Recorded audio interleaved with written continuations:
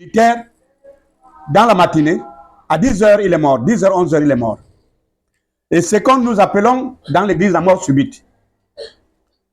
Celui-là n'a plus, c'est terminé pour lui. Tout ce qu'il a pu faire, tout ce qu'il a fait sur la terre, c'est ce qui compte. Il a bien travaillé, c'est bon.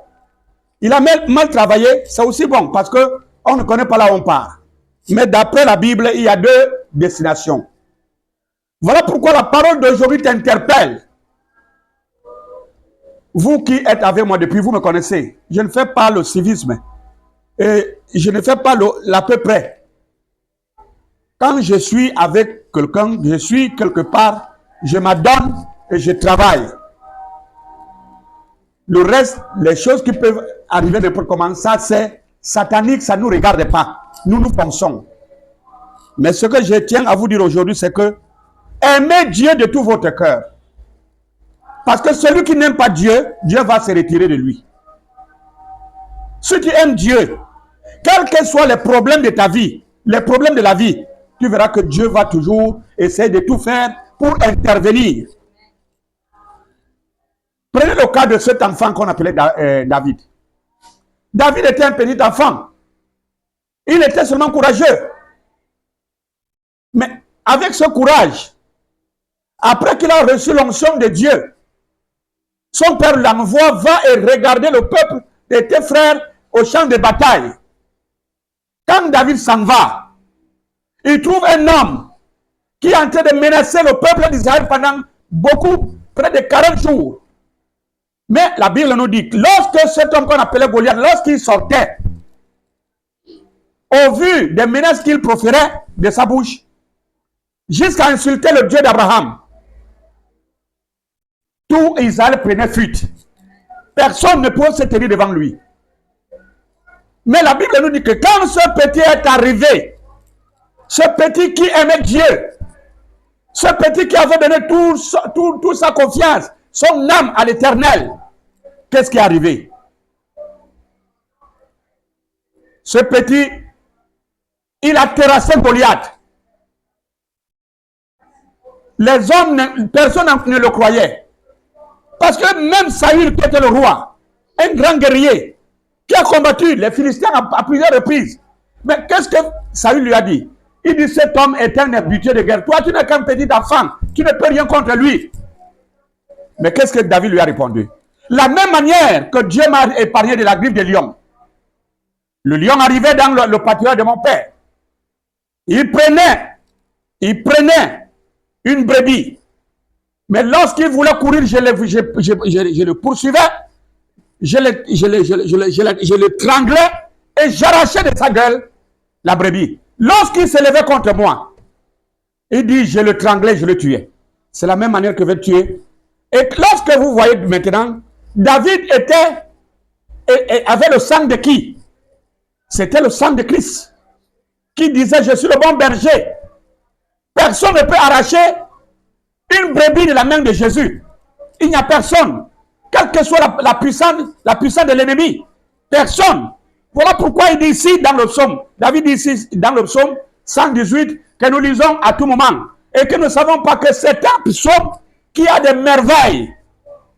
Tu me poussais pour me faire tomber. Mais l'Éternel m'a secouru. Qu'est-ce que ça veut dire? Lorsque nous vivons, nous sommes entourés d'ennemis. Les ennemis de tout genre, les ennemis de toute nature, qui essaient de tout faire pour nous détruire. Il fait d'autres fétiches. La fois dernière, j'ai lavé les habits. J'ai laissé les habits à la corde. Les habits étant à la corde, je suis venu, j'ai trouvé, ils m'ont pris le débardeur. J'ai demandé, les enfants m'ont dit, papa, on ne connaît pas. J'ai dit seulement que Dieu pardonne celui qui a pris. Que Dieu lui pardonne. Pourquoi? Parce que je sais que partout ils peuvent aller pour vouloir me faire quoi que ce soit. Parce qu'ils ont essayé de toute nature jusqu'à l'empoisonnement. Rien n'a marché. Rien. Mais quand ils vont partir maintenant, c'est la même de l'Éternel qui vont croiser là-bas là où ils partiront. Lorsque tu mets dans la tête que tu es seul, quand toi tu crois en Dieu et que tu as donné toute ta confiance en Dieu, quand tu crois que tu es seul parce que tu ne vois pas celui qui est derrière toi, tu ne vois pas celui qui est à côté de toi, Tu ne vois pas celui qui est devant toi. Mais je te rassure qu'avant que tu ne mettes un pas quelque part, lui, il est déjà là. Il est déjà là. Il a déjà même tout terrassé. Il a déjà tout anéanti. Je vous dis une chose. Je venais un jour du Cameroun. Je n'avais pas de passeport. Quand on a un passeport, c'est là qu'on a un visa. Je n'avais pas de laisser passer. Je n'avais rien comme pièce. Mais je suis dans la voiture. Je suis dans la voiture. Nous arrivons où? À la Lara. On a trouvé la brigade de les gens de c'est comment ils étaient là remplis. Ils ont sifflé la voiture. Le gendarme est venu commencer à descendre les gens, à descendre.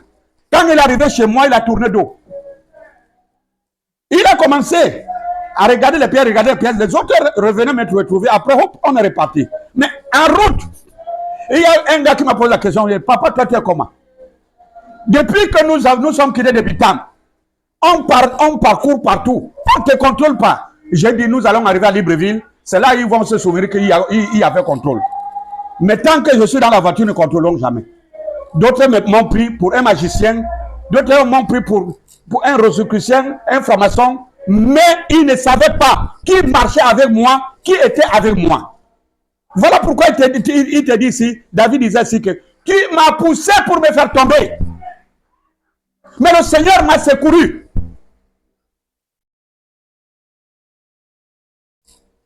Deutéronome chapitre 6, à partir du verset 4.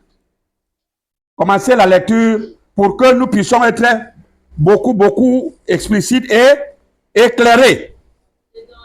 Chapitre 6, à partir du verset 4. On nous dit quelque chose là-dedans. Écoute. Israël. L'Éternel, notre Dieu, est le seul éternel. Moïse parlait maintenant aux enfants d'Israël. Il les inculquait la leçon en leur disant d'aimer l'Éternel. C'est que en dehors de l'Éternel, notre Dieu, il n'y a pas un autre. Les hommes vont venir de gauche à droite pour vous apporter. Voilà, il y a une femme là-bas qui est puissante. Il y a un homme là-bas qui est fort. Il y a un seul puissant, un seul fort. C'est l'Éternel ton Dieu. Oui.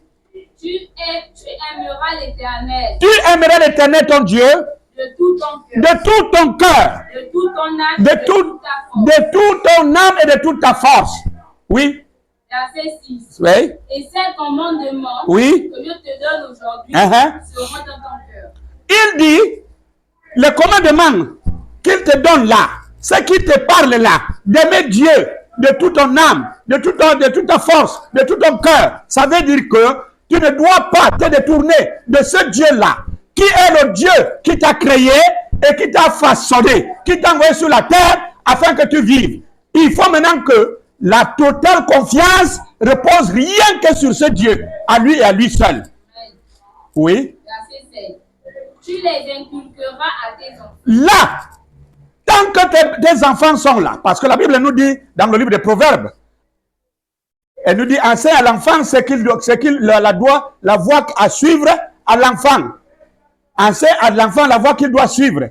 Quand il deviendra grand, il ne s'en détournera jamais. C'est là qu'il dit ici, tu inculqueras cette loi à tes enfants, oui. Et tu en parleras quand tu seras dans ta maison. Même quand tu seras dans ta maison, avant de dormir, avant de manger, avant de faire quoi que ce soit chez toi, parle à tes enfants pour qu'ils aiment ce Dieu que toi tu aimes, pour qu'ils l'aiment, pour qu'ils l'adorent. À tout moment, chez moi, quand je dis à mes enfants, à ma mort, vous allez prier quel Dieu? Tu comprends? Nous allons prier le Dieu de nos deux, que papa priait. C'est le Dieu là que vous allez prier, oui. Soyez malheureux, pauvres comme je suis. Soyez n'importe comment, riche n'importe comment. Suivez ce Dieu parce que c'est lui qui a la vie. Et la Bible nous dit, elle est claire. Dans le livre de 1 Samuel, je vous le dis devant Dieu, devant les hommes, si nous suivons ce Dieu avec vérité de cœur, rien ne pourra nous manquer. Oui. Quand tu iras en voyage, oui. Quand tu te coucheras et quand tu te lèveras. Oui. Verset 8. Tu les lieras comme un signe sur tes mains et ils seront comme des frontaux entre tes yeux. Voilà. Merci. Ces lois seront comme des frontaux, c'est-à-dire que Voilà pourquoi tu vas rentrer dans certaines maisons. Tu vois, les gens ont qui, ma maison et moi, nous lerons l'Éternel. Ils mettent ça dans les pancartes et disent, mais tu écriras sur tes portes, sur tes fenêtres, un peu partout dans ta maison, pour que cela soit un signe d'amour entre toi et ton Dieu. Deutéronome chapitre 10, verset 12.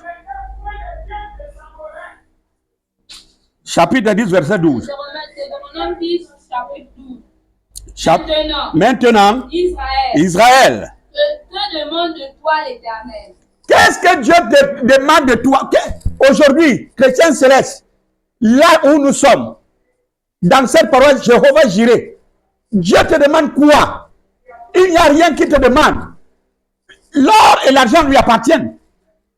Tout ce que toi tu peux avoir, c'est pour Dieu.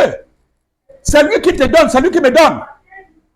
Mais qu'est-ce qu'il te demande? Oui? Que demande de toi l'Éternel ton Dieu? Oui? Si ce n'est que tu craignes l'Éternel. Il demande rien que la crainte de son nom. Et quand tu as la crainte de son nom, c'est on dit la crainte de l'Éternel est le commencement de la sagesse. C'est un homme sage qui craint l'Éternel. Tant tu n'as pas de sagesse, tu vas voir la femme de Touy, tu vas la confondre. Tu vas voir la chose de Touy, tu vas confondre.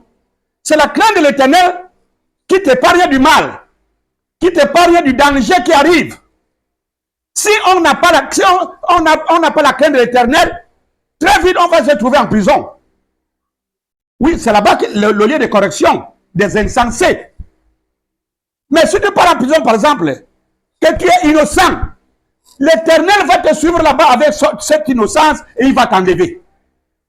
Il va t'enlever.